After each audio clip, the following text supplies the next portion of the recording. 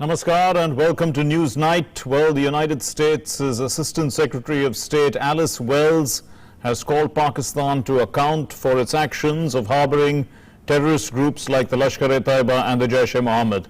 She said that these groups seek to foment violence across the line of control, which is destabilizing, and that the foundation of any successful dialogue is based on Pakistan taking sustained and irreversible steps against militants and terrorists in its territory. Well, that's going to be our focus tonight. You're watching Newsnight. Let's begin with the headlines. Prime Minister Narendra Modi meets members of JP MPorgan International Council in New Delhi. For the first time, the International Council meets in India after 2007 and discusses his vision for making India a $5 trillion economy by 2024.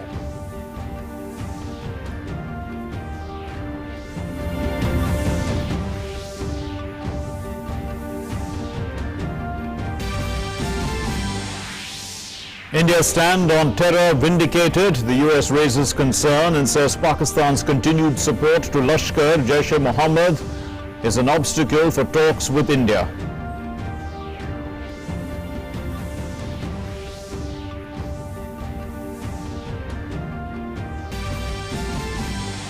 India's strategic capability gets a further boost. The Indian Air Force successfully tests 2 BrahMos surface-to-surface missiles, hitting the targets 300 kilometers away with pinpoint accuracy.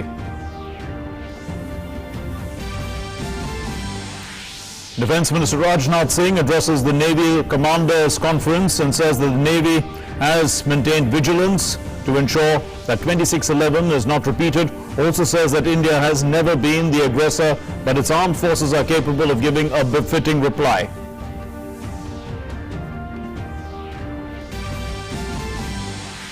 Prime Minister Narendra Modi meets Nobel laureate Abhijit Banerjee. The Prime Minister says that Abhijit Banerjee's passion towards human empowerment is clearly visible. India is proud of his accomplishments.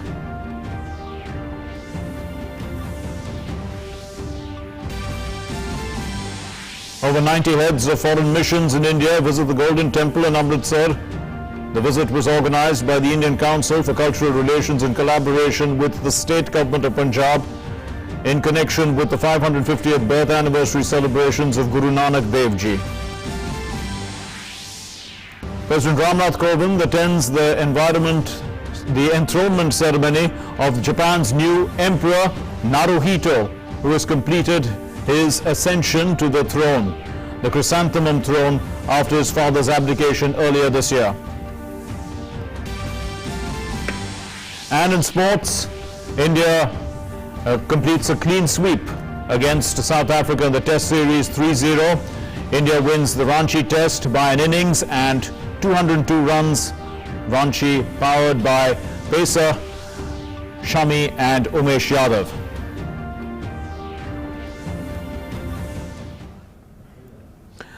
Our top story. Prime Minister Narendra Modi interacted with JP MPorgan International Council. The Prime Minister tweeted saying that very good interaction with JP MPorgan International Council, an illustrious gathering of top policy makers, thinkers, statesmen and stateswomen, captains of industry, innovators, among others, spoke about India's efforts in health, education and becoming a $5 trillion economy.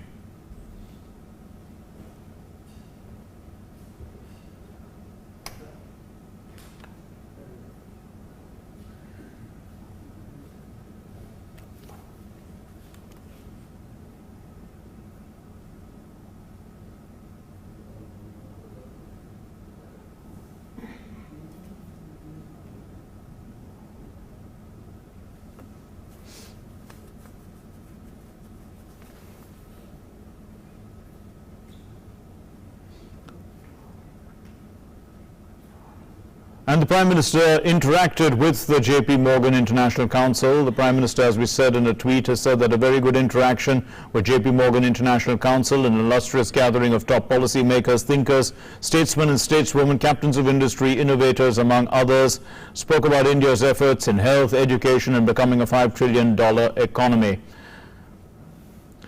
Earlier, the Prime Minister had met with the JP MPorgan International Council in New Delhi, and after 2007, this was the first time that the International Council met in India. The International Council comprises global statesmen like the former British Prime Minister Tony Blair, the former Australian Prime Minister John Howard, former US Secretaries of State Henry Kissinger and Condoleezza Rice, the former Secretary of Defense Robert Gates, as well as leading figures from the world of business and finance like Jamie Dimon, Ratan Tata also, and leading representatives from global companies like Nestle, Alibaba, Alpha, Kraft, Heinz, etc.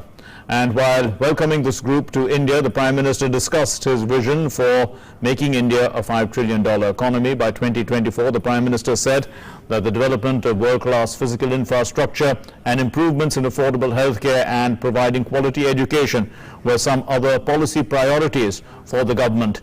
People's participation remained a guiding tenet of the policy making of the government, and on foreign policy as well. India continued to work together with its strategic partners and close neighbors to build a fair and equitable multipolar world order.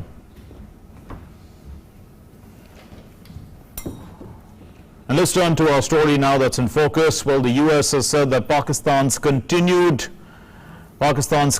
support for terror groups remains a chief obstacle to talks with India. The Acting Assistant Secretary of State for South and Central Asia, Alice Wells, in a statement to a congressional subcommittee, said that direct dialogue between India and Pakistan, as outlined in the Shimla Agreement, holds the most potential for reducing tensions. Wells also said that restarting a productive bilateral dialogue requires first trust, and Pakistan continues to support terror groups engaged in cross-border terrorism, and so she said that this support is destabilizing and that Pakistani authorities remain accountable for their actions. Here's our report. United States has once again backed India's stand on terror. United States on Tuesday said that terrorism continues to be the chief obstacle in way of dialogue. A US official, while talking about the tension between India and Pakistan, referred to the 1972 Shimla Agreement and said that Pakistan's continued support to terrorist groups such as Lashkar-e-Toiba and Jaish-e-Mohammed that engage in cross-border terror have been a major hindrance for dialogue to progress. The US Assistant Secretary of State Alice Wells has strongly condemned Pakistan's use of terrorism as an instrument of state policy. In her written submissions, she had said, Pakistan is harboring terrorist groups like Lashkar-e-Toiba and Jaish-e-Mohammed. These groups seek to foment violence across the line of control, which is destabilizing. Pakistani authorities remain accountable for their actions. The foundation of any successful dialogue is based on Pakistan taking sustained and irreversible steps against militants and terrorists in its territory. US condemns actions of terrorists who seek to use violence and fear to undermine dialogue. We believe that direct dialogue outlined in 1972 Shimla Agreement holds most potential for reducing tensions. Among the several witnesses who have been called to make statements is an Indian journalist. In her written submission, she has given a historical account of Al-Qaeda and Pakistan-sponsored terrorism that have been the root cause of tensions in Kashmir. She points out that the people of Jammu and Kashmir have been silenced by the barrel of Pakistani gun. In the last 30 years, majority in Kashmir have been silenced by the barrel of the gun that Pakistan has aimed on Kashmir. Many prominent leaders and intellectuals who disagreed with Pakistan's cross-border terrorism have been silenced by bullets. Anyone from intelligentsia who advocates peace has been gagged. Ironically, the perpetrator of violence in Kashmir have been projected as the victim of human rights abuse. Violence and threats of violence have been presented as dissent. In no great democracy like the US or Europe have terror acts sponsored by a rival state been legitimized by calling it dissent. In a democracy, expression of dissent or disagreement is not possible amid intimidation and extreme violence. World press has unwittingly come to justify perpetrators of Mumbai terror attacks and September 11. मैं कहा कि ये जो cross border terrorism है इसको बंद किया जाए। साफ तौर पे इशारा पाकिस्तान को है क्योंकि हिंदुस्तान की तरफ से कोई क्रॉस बॉर्डर टेररिज्म नहीं होता। पाकिस्तान का ये स्टेट पॉलिसी है और अगर ये क्रॉस बॉर्डर टेररिज्म बंद होता है तो लाइन ऑफ कंट्रोल के ऊपर स्टेबिलिटी होगी जो बड़ा लाजमी है पीस और ट्रैंक्विलिटी के लिए। Last week, the International Terror Financing Watchdog, FATF, warned Pakistan will be blacklisted if it does not control terror funding by February next year, and also voiced serious concern over the country's failure to deliver on most of its 27 targets. Bureau Report, DD India. So what exactly has all this done to Pakistan? Let's take a look and see.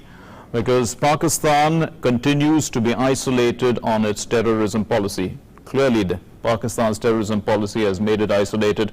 The US has sent a strong message to Pakistan today, very strong indeed, and you must take sustained and irreversible steps against terrorists in its territory. So that's what the US is telling Pakistan to do. Cross-LOC terrorism is destabilizing the relationship with India. So very clearly this is what India has been saying for years, and the US has told Pakistan about it. Need to build trust to resume bilateral dialogue. Very much what India has been saying for ages. Pakistan harbors terrorist groups like the Lashkar-e-Taiba and Jaish-e-Mohammed. So Pakistan has been doing that, and the US has told them that they are doing it. Pakistan authorities remain accountable for their actions, obviously. So very clearly pointing out to everything that Pakistan has done. So in fact, let's now look what happened earlier about the FATF. We know that there was FATF pressure on Pakistan. The FATF has warned Pakistan. It's still on the grey list, and and it has set a deadline for February 2020 for Pakistan to take action against terror funding and money laundering. If that has not happened, we already know that Pakistan failed 22 out of the 27 FATF standards on terror funding and money laundering. So completely it had failed a majority of the standards. Pakistan could be placed on the FATF blacklist by 2020. Very clearly Pakistan is facing the heat. It's isolated internationally. Even if it continues with its policy of terrorism as a state policy, it's definitely very, very counterproductive. We're going to take a short break and we are going to discuss all this. Stay with us.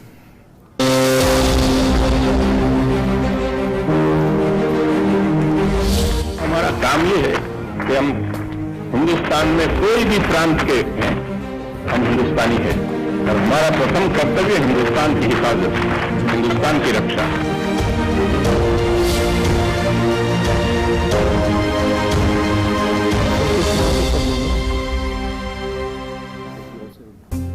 जल से ही जीवन।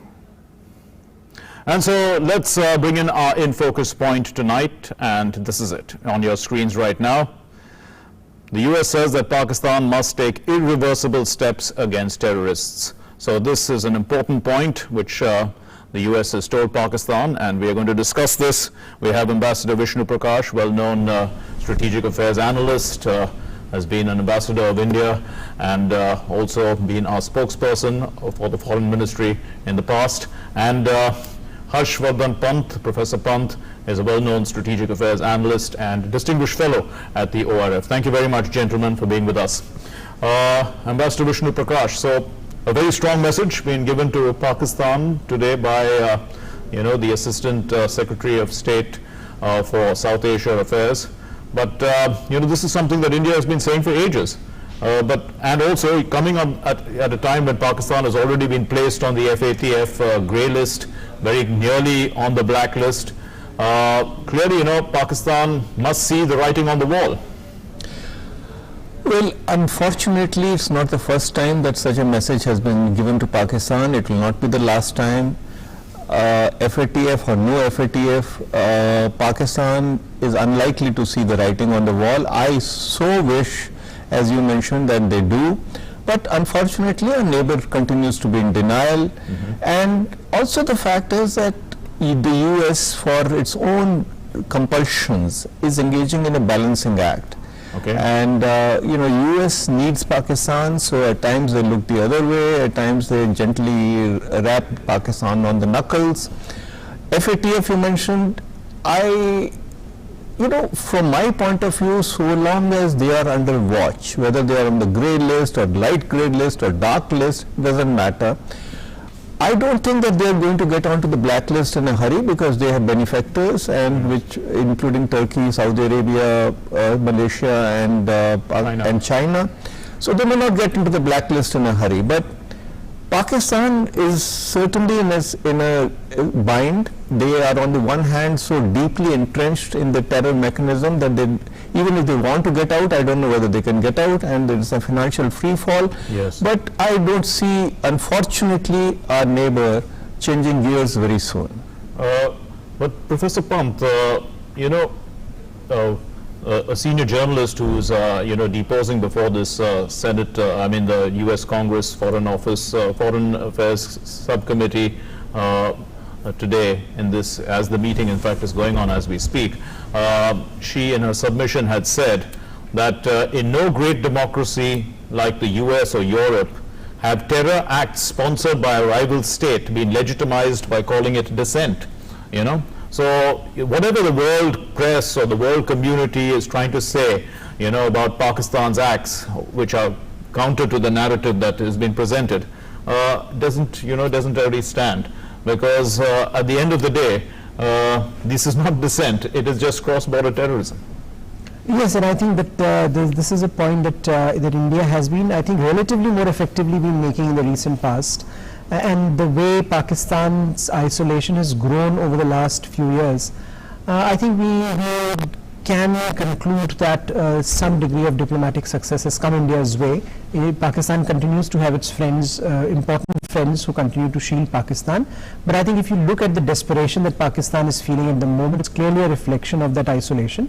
And now that we were always this post Kashmir, there has been this debate in India about American policy on this issue, American policy towards South Asia. Yes. Mr. Trump has given conflicting statements here and there, but I think this statement clarifies a lot of those things, because on practically most salient aspects it takes India's side. It reflects India's position that Simla agreement is going to be the basis of negotiations, that Pakistan is responsible for de-escalation, Pakistan is responsible for containing terrorism, and therefore only once it has happened can the negotiations between India and Pakistan proceed.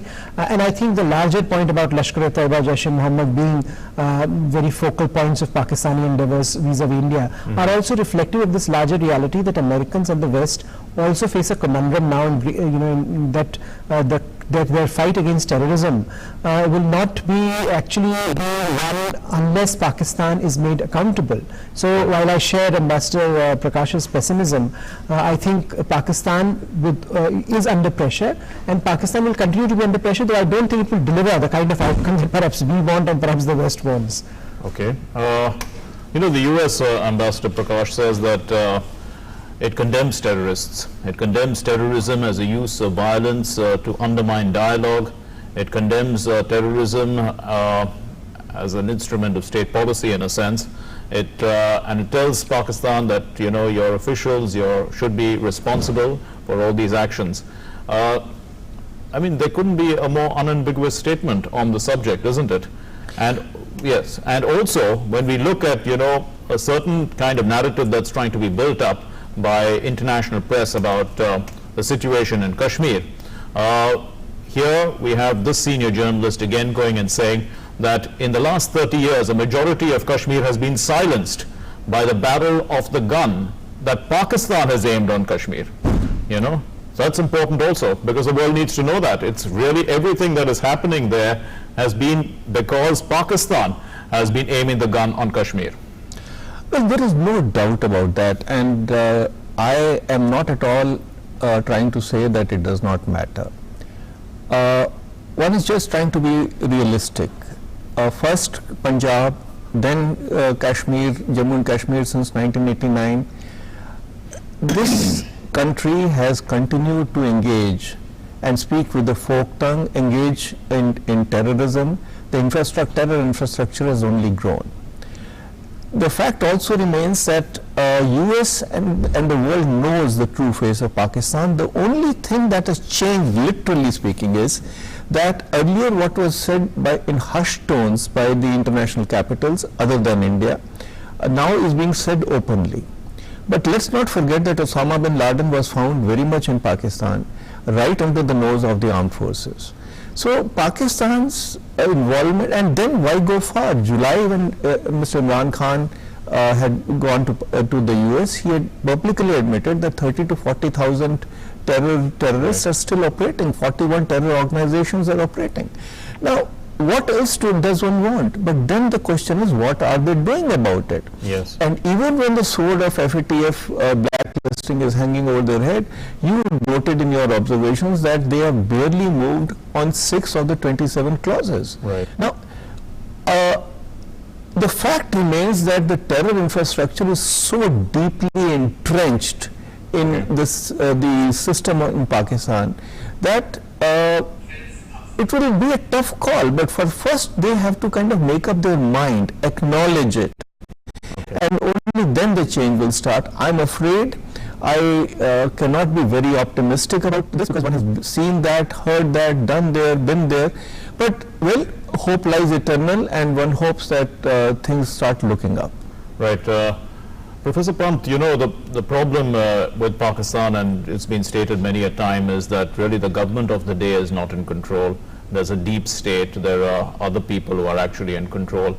And when the FATF is trying to control, try to see that, you know, finances don't get into the hands of terrorists, Pakistan has no control of that because those institutions, they may have, you know, the control over, let's say, some of the financial institutions, but a lot of this is actually done through cash, you know, and there's no control about how those those terrorists can get those funds through, you know, cash donations and things like that. So Pakistan will continue to have that unless the army, you know, which has the authority and perhaps the wherewithal, can clamp down on it, and they will probably not do it because it's part of their policy.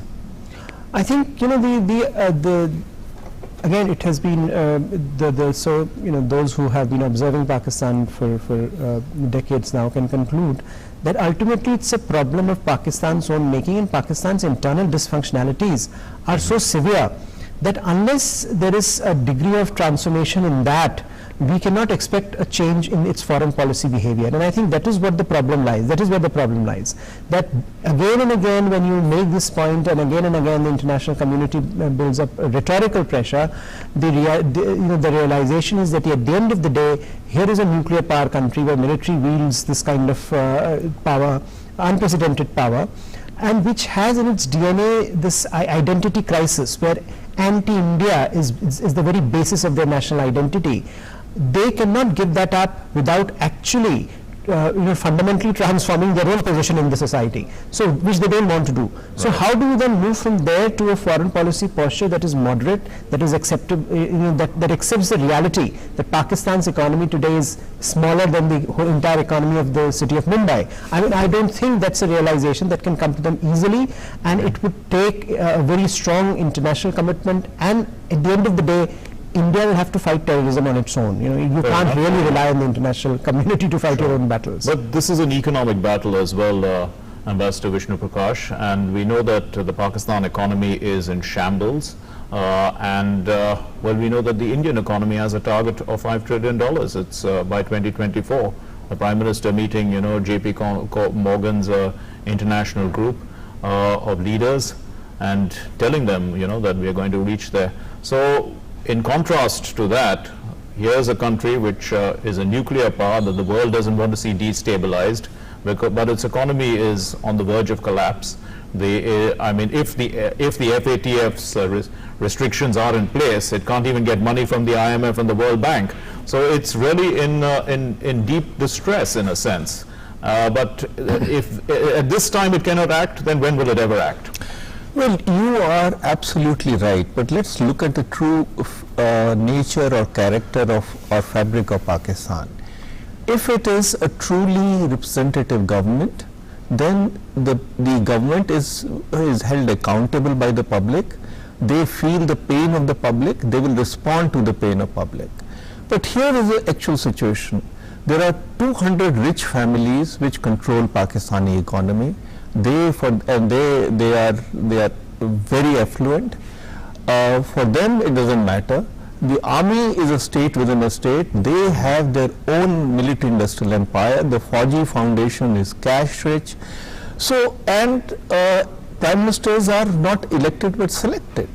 Now, in that kind of a situation, I know I am using a bit of a strong language, but that I believe reflects reality, because the public sentiment is not taken on board very often. And you talk about who will bail out Pakistan, certainly not IMF, but well, China would, Saudi Arabia may, UAE may. It will get more and more indebted. As it is 60% or 55% of its GDP is used for debt servicing in the armed forces, it will become 70, it will become 75.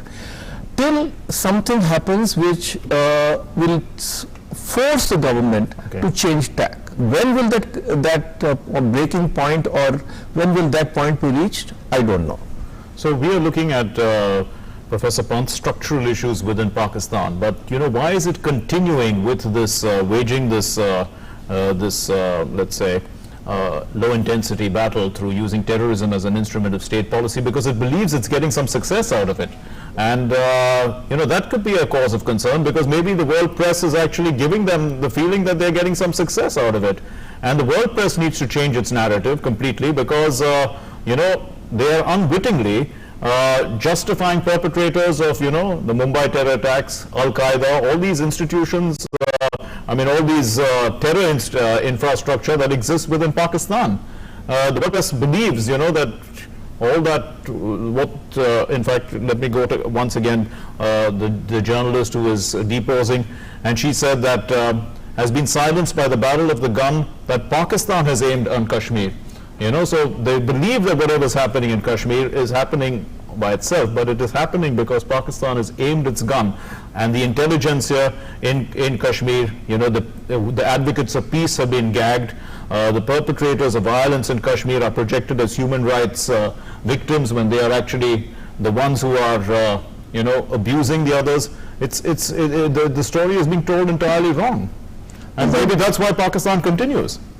I think partly that's true. There has been a warped sense of what is going on in Kashmir, and you have sections of the world media covering a conflict from a prism which has been entirely biased. And I think to give Pakistan that that space in this discussion, and let's remember that the change in the Western narrative on terrorism started post 9/11. Yes. Before that, India was the biggest victim of terrorism, but no one cared. There's one country, India, in South Asia, always been Pakistan. That was a narrative, and therefore the whole point that you are raising, it became a problem about Indian democracy not meeting the aspirations of the Kashmiri people, rather than it becoming a problem where Pakistan was inciting violence as a means of policy and was trying to infiltrate into the Indian side of Kashmir. And I think that narrative needs to change. There has been some indication in the recent months of government's very, very powerful outreach, wherein Indian External Affairs Minister has been in fact, Prime Minister Modi has been travelling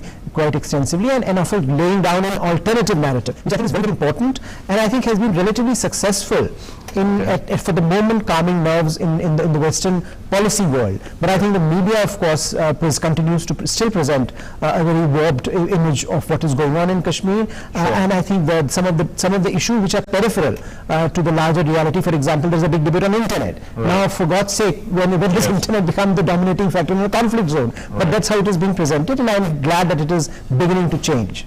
Ambassador Vishnu Prakash, you handled media for a reasonably long period of time. So, how would you understand how one can actually get the narrative to change amongst the international media and focus on the key issues which the US has raised today about Indo-Pak relations, and also the similar agreement, and how the only way one can move forward is if dialogue takes place, and dialogue has to take place only after terrorist infrastructure is dismantled?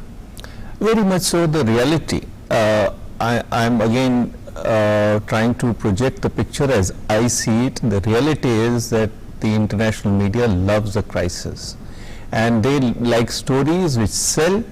As there is a saying in the media, a dog biting a man is not a story, a man biting a dog is a story. Now, the narrative or not narrative, the facts that we point out are as simple as daylight, but well, that is not quote unquote exciting enough.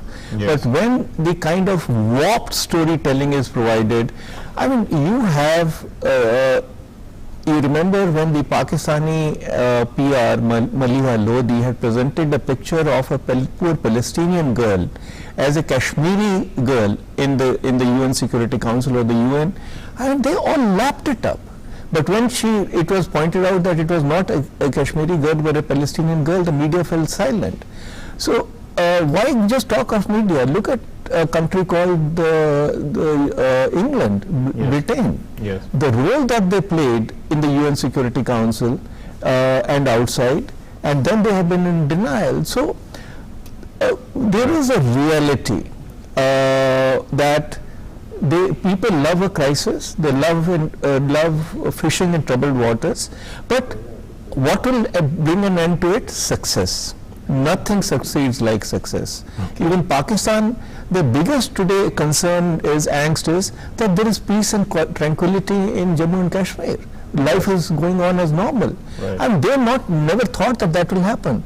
So once we demonstrate to the world that what India has done is natural, it is legal, which is in the benefit of the people, yes, I mean things will quiet down.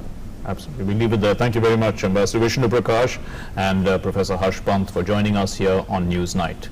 Let's move on to our next story then. Defence Minister Rajnath Singh has said that the Navy has a crucial role to play in the form of safeguarding the sea lines and of communication, the economic lifeline to make the Indian economy to reach a $5 trillion mark by 2025. And he also was speaking at the Naval Commanders Conference, and he spoke later to the media. And the Defence Minister said that India has never been the aggressor, but its armed forces are capable of giving a befitting reply to those who cast an evil eye on it. India has, in fact, recently sent out a very strong message to Pakistan by destroying terror camps with artillery guns. Here's a report. Pakistan's nefarious designs continue. It is violating the ceasefire and India is giving a befitting reply. The Indian forces have destroyed around 4 terror camps so far. These camps were destroyed using the artillery guns. The Pakistani artillery posts have also been destroyed. Defence Minister Rajnath Singh has once again sent out a strong message to Pakistan. He said India has never been the aggressor, but its armed forces are capable of giving a befitting reply to those who cast an evil eye on it.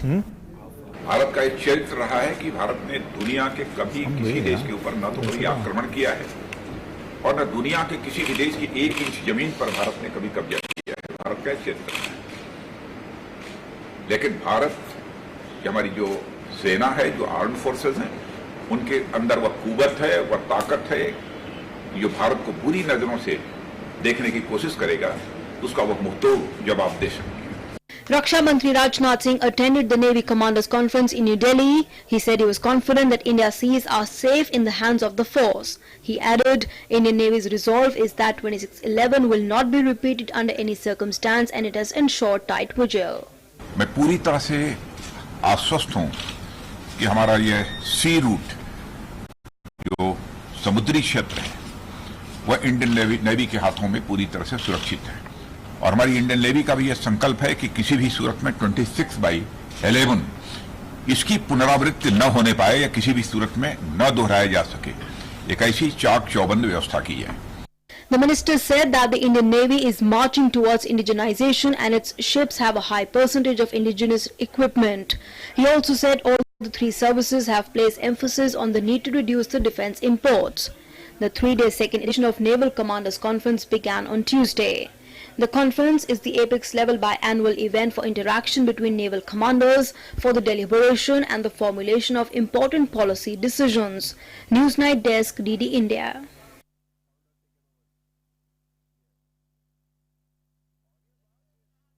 In New Delhi, they today visited the Golden Temple to take part in celebrations for the 550th birth anniversary of Sikhism's founder, Guru Nanak Dev Ji. The Union Minister, Hardeep Singh Puri, was among them, and they visited the Interpretation Centre, also known as the Golden Temple Plaza, and inside the plaza they watched 4 short documentaries as well about the Sikh religion and its history, the history of the Golden Temple as well, and the role of the Sikh community in the well-being of humanity. Here's more.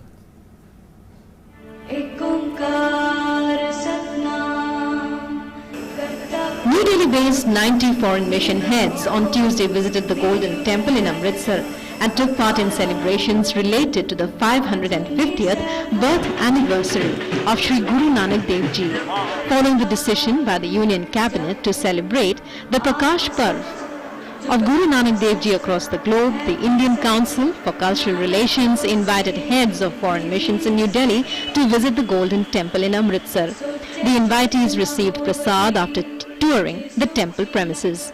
I'm really grateful to the hosts, the government of Punjab, to ICCR, to the Minister of External Affairs and to local community to facilitate this visit. Magnificent sights, magnificent feeling, and the testimony to the all-encompassing nature of the Indian culture, which is doubly important. It's great, actually. I really enjoyed. We spent our time reading about the Golden Temple, so it's an opportunity for us to see the details. We get a proper understanding of the temple, of the Sikhism, and that also allowed us to have a full picture and a full understanding of the religious and cultural diversity of India. Earlier, the MEA had announced the invitation to heads of missions to visit the Golden Temple on the 22nd of October. Guru Nanak Dev Ji preached environmental protection 550 years ago. He advocated gender empowerment 550 years ago. And he traveled 28,000 miles to different countries, some near India, some outside, to spread the message of an egalitarian society. Guru Nanak Dev ji के जन्म का 550वां एक महोत्सव कर रहे हैं, तो हमने सोचा कि कई लोगों ने अमृतसर जाना सोचा भी होगा मगर जा नहीं पाए होंगे, तो भारत में काम करने वाले जितने सारे राजदूत हैं उनको आज हम यहाँ पर लेकर आए। उन्होंने बड़े आनंद से मत्था भी टेका, लंगर भी खाया और पूरे भ्रमण करते हुए एक बहुत अच्छी विरासत जो भारत की है उसका परिचय करवा लिया। The visit was organized by the ICCR in collaboration with the Punjab government and the Shiromani Gurdwara Prabandhak Committee. Union Minister Hardeep Singh Puri and ICCR President Vinay Sahasrabuddhe also accompanied the heads of missions. Guru Nanak Dev Ji gave the world message of harmony and world fraternity. When the representatives of many countries around the globe have come here to visit Golden Temple, this message of Guru Nanak Dev Ji gets stronger and spreads across the globe, which is most needed at this hour of time when we see world around conflicts, wars and chaos. With camera person Smruti Ranjan Mahapatra, this is Abhishek Jha for DD News from Amritsar. The Nobel laureate Abhijit Banerjee met Prime Minister Narendra Modi on Tuesday. The Prime Minister tweeted that he had an excellent meeting with the Nobel laureate Abhijit Banerjee and praised his passion towards human empowerment. Banerjee also said that he was privileged to have met the Prime Minister and called it a unique experience for him. Nobel laureate Abhijit Banerjee on Tuesday called on Prime Minister Narendra Modi in New Delhi and held a healthy and extensive interaction on various subjects. After the meeting, Prime Minister Narendra Modi tweeted and said, "Excellent meeting with Nobel laureate Abhijit Banerjee. His passion towards human empowerment is clearly visible. We had a healthy and extensive interaction on various subjects. India is proud of his accomplishments, wishing him the very best for his future endeavors." Abhijit Banerjee said he was privileged to have met Prime Minister and called it a unique experience for him. He said discussions on governance took place during his meeting with PM Modi. It was a privilege to have this meeting with the PM. The PM was kind enough to give me quite a lot of time and to talk a lot about his way of thinking about India, which was quite unique because one hears about policies, but one rarely hears about the thinking behind it. And he talked about the way he sees governance in particular and why, some sense, maybe the mistrust of the people on the ground colors our governance and how it therefore creates structures of kind of elite control over the governance process. Banerjee lauded PM Modi's vision for India. He said Prime Minister mentioned the measures and steps his government is taking to improve bureaucracy in the country. He's trying to reform the bureaucracy to make it more responsive, to understand the ways in which people's views need to be taken into account, expose them more to the reality on the ground. And that I thought was I think it's a very important point for India to create a bureaucracy that actually lives on the ground and gets its stimulus from how life is on the ground. And without that, we get an unresponsive government. So thank you, PM. That was a unique experience for me. Abhijit Banerjee is a professor at Massachusetts Institute of Technology, United States. He shared this year's Nobel with co-researcher and wife Esther Duflo and Michael Kremer. Banerjee and Duflo have been awarded Nobel for their work to alleviate global poverty. Newsnight Desk, DD India. And President Ramnath Kovind, along with hundreds of foreign dignitaries, including UK's Prince Charles, today attended the enthronement ceremony of the Japanese Emperor Naruhito in Tokyo, Japan. The Emperor formally proclaimed his ascension to the throne in a centuries-old ceremony attended by dignitaries from more than 180 countries. The first Japanese emperor born after World War II, Naruhito, acceded to the throne when his father, Akihito, became the first Japanese monarch to abdicate in 2 centuries after worrying that advancing age might make it hard to perform official duties. President Ramnath Kovind addressed the Indian community in Tokyo as well. He highlighted the ties between the two nations and also described Japan as an elite partner in transforming the Indian economy. And the President also appreciated the role of Japan in helping India in its high-speed rail projects. Our bilateral ties with Japan today is counted amongst our foremost relations. Our strategic, political, security and economic collaboration has assumed a new high. Japan is a lead partner for us in transforming our economy. Their participation in the high-speed rail project from Mumbai to Ahmedabad is a symbol of our deep mutual trust and friendship.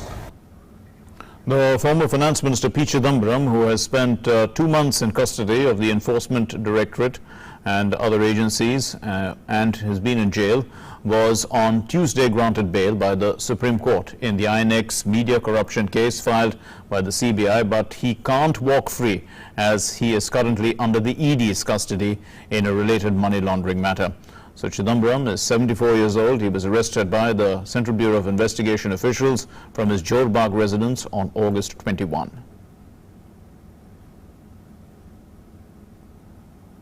The Union Minister for Agriculture and Farmers Welfare, Narendra Singh Tomar, presented Plant Genome Savior Awards to innovative farmer scientists from all over the country. The event was organized by the Protection of Plant Varieties and Farmers' Rights Authority. On the occasion, the Minister of Agriculture also unveiled a handbook on the subject of plant protection. Speaking at the ceremony, the Minister in fact urged the prompt conservation and management of nature to improve sustainability. पौधे की किस्म का संरक्षण हो या बीज का संरक्षण हो, यह प्रकृति के संतुलन के लिए भी जरूरी है, क्योंकि जब जब प्रकृति का संतुलन बिगड़ता है तो हर क्षेत्र में परेशानी खड़ी होती है. And he further underlined the importance of medicinal plants and said that every plant has some properties for the protection of human beings from diseases. पहले के समय में हम सब लोग देखते थे कि कोई भी बीमारी हो जाए तो डॉक्टर तो उतना गांव में था नहीं, तो हर बीमारी का इलाज किसी न किसी पौधे में था, तो आमतौर पर उनमें कुछ ना कुछ तो होगा ही ना. अब धीरे धीरे ये औषधि पौधे भी खत्म होते जा रहे हैं, या एकाध कुछ इलाका हिमालयी क्षेत्र जहां सीमित होते जा रहे हैं. ऐसे अनेक औषधि पौधे हैं, उन पर भी ध्यान देने की निश्चित रूप से आवश्यकता है. And for more on the ground situation in Jammu and Kashmir, here's Amritpal Singh. Well, thank you, Mark. The breaking news coming in right now. 3 terrorists have been killed in an encounter between security forces and terrorists in Avantipura in Jammu and Kashmir. Arms and ammunition have been recovered. The search operation is currently underway. The police is trying to ascertain who these militants were, from where they came from, what organization they were from. But this happened in the afternoon, and this is the news coming in right now.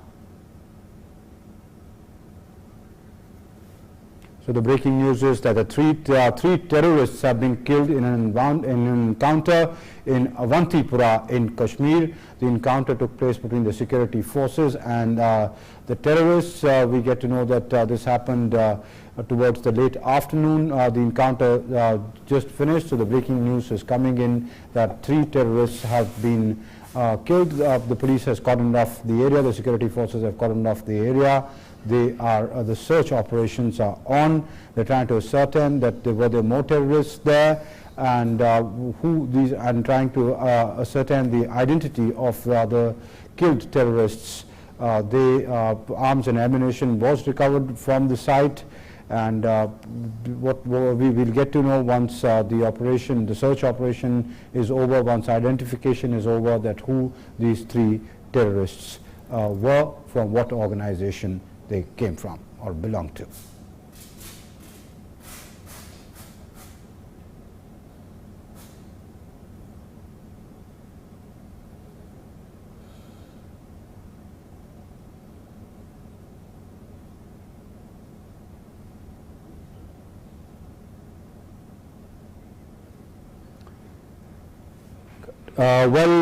Let's now begin tell you that the situation is improving by the day in Jammu and Kashmir. My colleague Vishal Baristo drove through the city of Srinagar, and this is what he observed.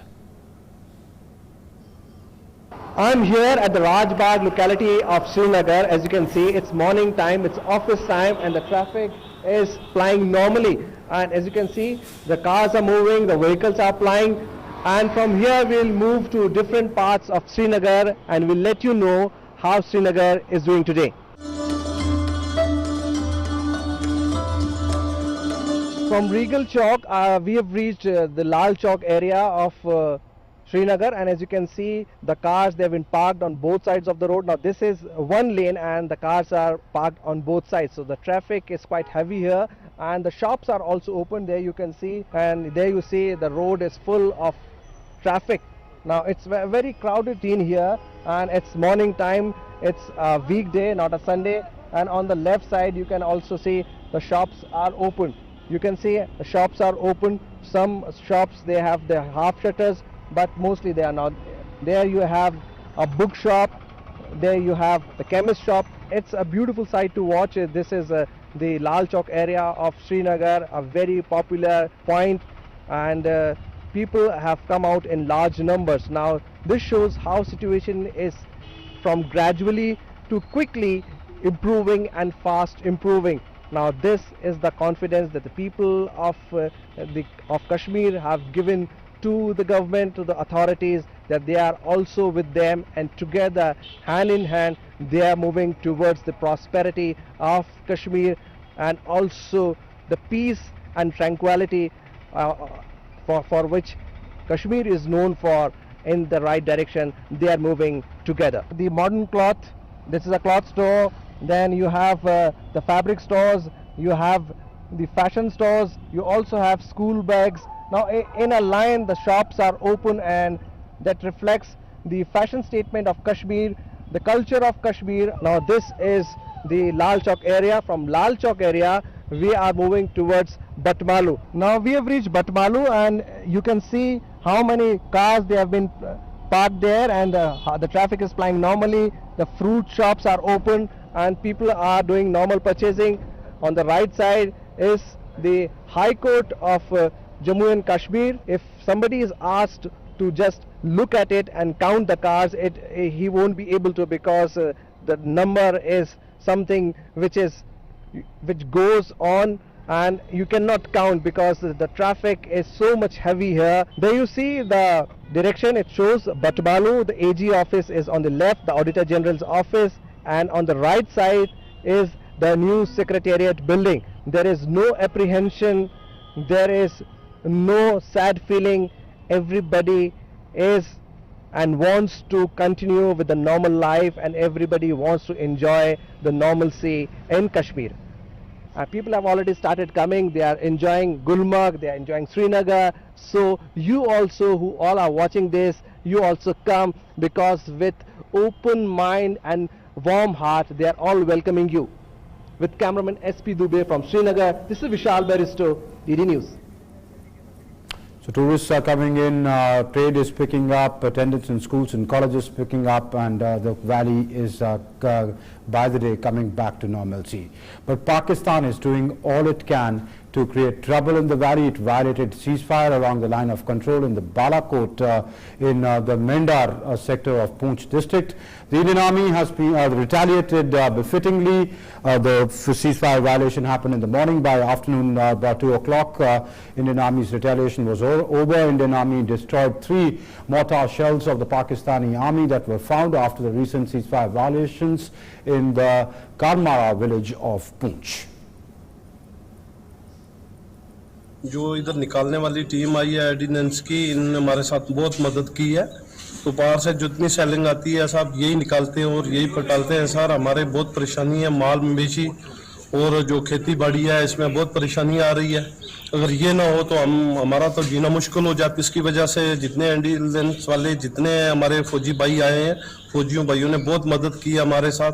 तो सब गाँव वालों को इनकी वजह से थोड़ा सहूलत मिल रही है, तो इन्हीं की वजह से थोड़ा हम आराम से जी रहे हैं। And in a big announcement, the Modi government has said that all government employees of the Union Territories of Jammu and Kashmir and Ladakh will get financial facilities as per the 7th Pay Commission's recommendations from October 31st. That's when when the state is bifurcated into 2 Union Territories, one of Jammu and Kashmir, the other of Ladakh. The decision will help over 4.5 lakh government employees of these UTs. The government will bear around 4,800 crore worth of rupees worth of cost due to the implementation of the 7th Pay Commission allowances in the UTs.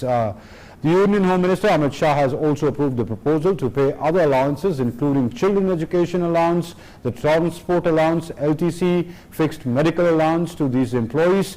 The government had announced that once the reorganization bill 2019 of Jammu and Kashmir was passed, and now this statement put out by the government that it is holding true to its word and shall give all allowances related to the 7th Pay Commission once from the 1st of November, once the 2 Union Territories come into existence.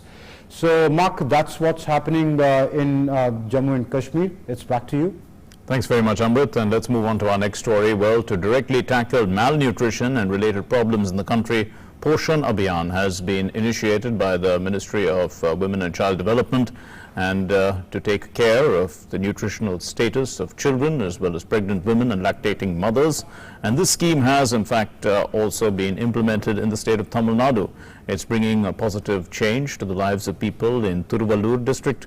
Here's a ground report from there.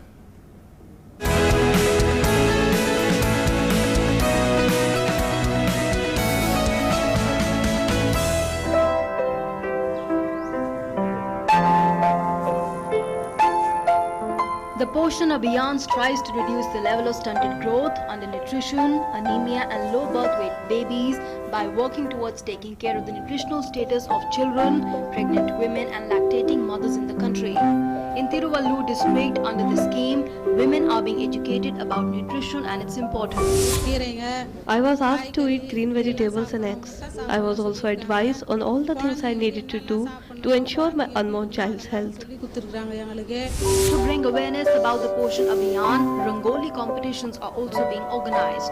A number of women have credited the scheme for their giving birth to healthy children and thanked Prime Minister Modi for the initiative. I am from Kadambatur village. At the nearby Balwadi, I am given nutrition supplements in powder form. I was told it would give me and my child enough strength. It is said to improve my iron profile as well. I can also feel the benefits of taking the powder. My child weighed a healthy 3 kilos at birth as I ate these supplements. The Poshan Abhiyan has been implemented in a very efficient manner in Tamil Nadu. It is proving to be an effective campaign towards fighting malnutrition. Bureau Report, DD News.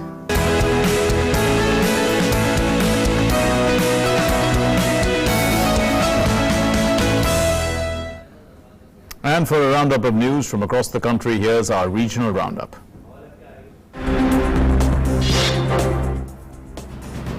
The Karnataka High Court has passed an interim order restraining the Hindustan Aeronautics Employees Association, its office bearers, from continuing their ongoing strike, including go slow, work to rule, or any form of agitation or disrupting day-to-day activities of HAL and its offices in Bengaluru.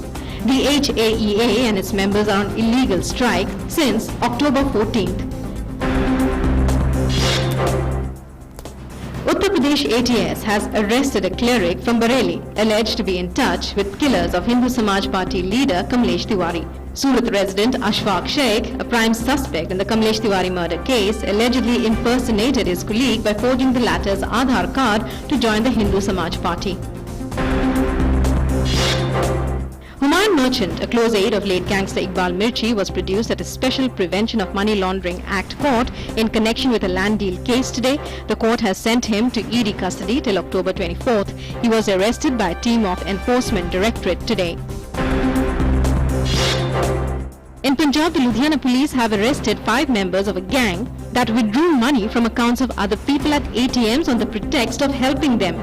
The gang used to ask for ATM PIN of their customers and later use it to withdraw cash from their accounts using fake ATM cards.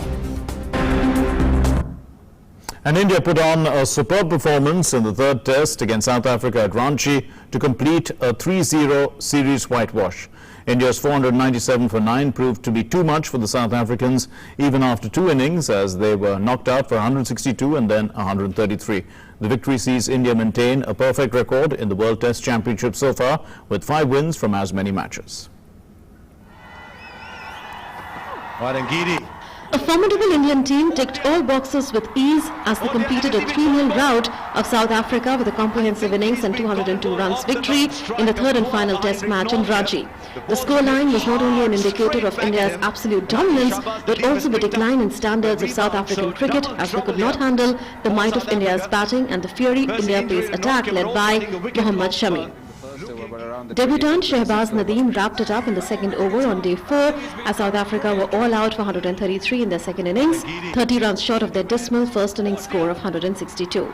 This is India's 6th clean sweep at home in a 3-test series, and India did not put a foot wrong during the 3-match series, winning the first test by 203 runs and the second one by an innings and 137 runs. If Rohit Sharma's coming of age in his new role as an opener with 529 runs turned out to be a masterstroke in home conditions, Mayank Agarwal also consolidated his place in the side with a double century and a ton, easing India's long-time opening woes. However, what stood out during the series was how lethal the Indian pace attack looked, despite their premier pacer Jasprit Bumrah's absence due to a stress fracture. If Ravindra Jadeja and Ravichandran Ashwin shared 28 among themselves, Mohammad Shami, Umesh Yadav and Ishant Sharma picked 26 wickets. The victory sees India maintain their perfect record in the World Test Championship with 5 wins out of as many matches. They are on top of the table with 240 points, comfortably ahead of second-placed New Zealand. Sports Desk, DD News. And once again, Cristiano Ronaldo and Lionel Messi were shortlisted for the men's Ballon d'Or, along with 28 other names. But last year's winner, the Ballon d'Or winner last year, Luka Modric, has failed to make the shortlist, and the awards will be presented on December 2.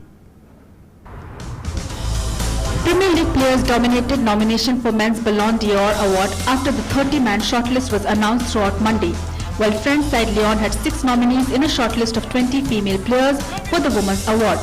The award ceremony crowning the winners will be held in French capital on December 2nd. 4 awards will be handed out on the night, with the best men's and women's player honored alongside Copa Trophy for under-21s and Yashin Trophy for goalkeepers. Last year's winner Luka Modric failed to make the shortlist, but Cristiano Ronaldo, Lionel Messi and UEFA Player of the Year Virgil van Dijk are nominated as expected. So far, the award has seen the domination of Lionel Messi and Cristiano Ronaldo, and both of them have won 5 times each. Whosoever will win the award this time will be the first player to claim the most Ballon d'Or. Sports Desk, DD News. And the logo for the Paris 2024 Olympic Games was unveiled at a ceremony in the French capital. Paris 2024 bid leader Tony Estanguet has said that the logo was composed of 3 symbols, a gold medal, a flame and Marianne, which is the symbol of the French Revolution. And for the first time in history, this logo will be used for both the Olympics as well as the Paralympic Games.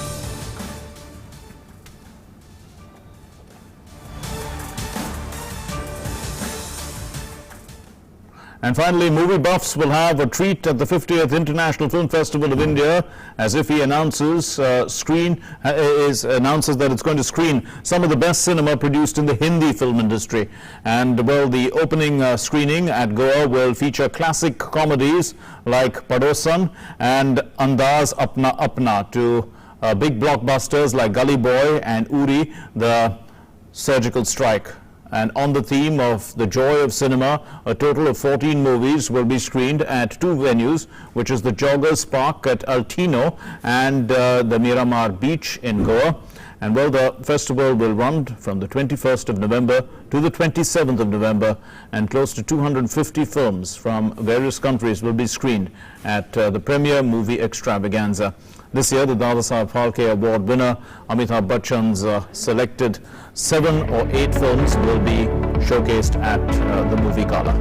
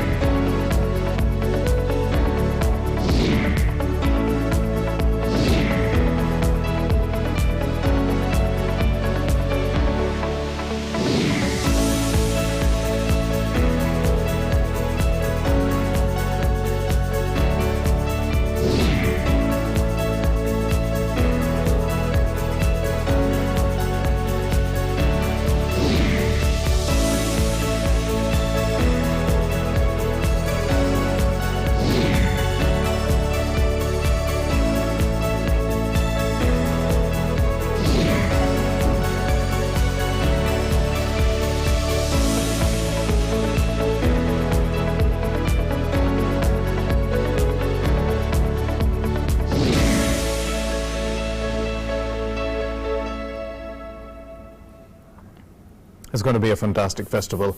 Well, thanks very much for being with us on Newsnight for tonight. Namaskar.